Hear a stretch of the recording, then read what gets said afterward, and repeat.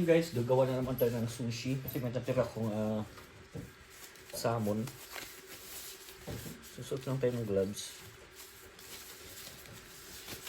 Lagyan na natin ng mayonnaise.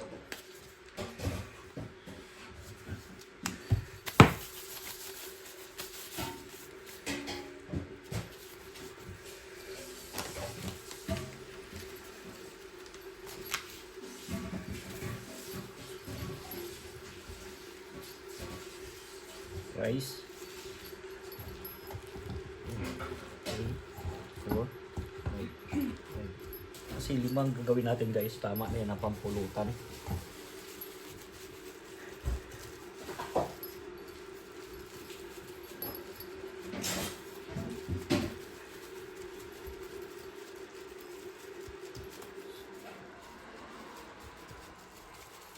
So dapat i-spread nyo lang na maayos yung rice. Like yung sinasabi, dapat pantay. Makover lahat ang seaweed. Tapos lalagyan natin ng green masago. Or nasa inyo yan guys kung anong gusto nyo ilagay. Kasi meron tong black, may orange. Medyo mahal-mahal lang yung black. So baliktarin natin. Yan. Kuha tayo dito ng salmon.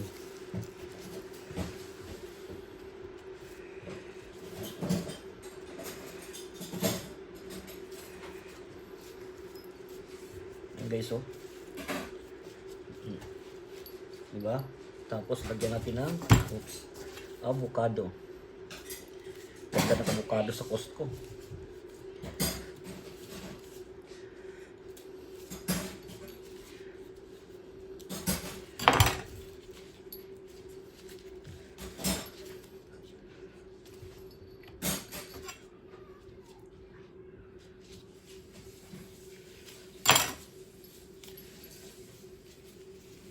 Yan. Tapos saka natin i-roll. Pwedeng ganun nga guys, oh. Yan.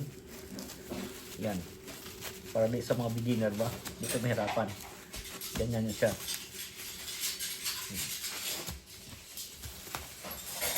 Yan na siya guys. So isa.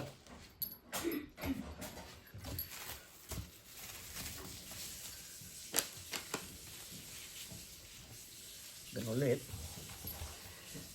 Kasi yung ating kanin guys, oh, naka-sip ano na, oh.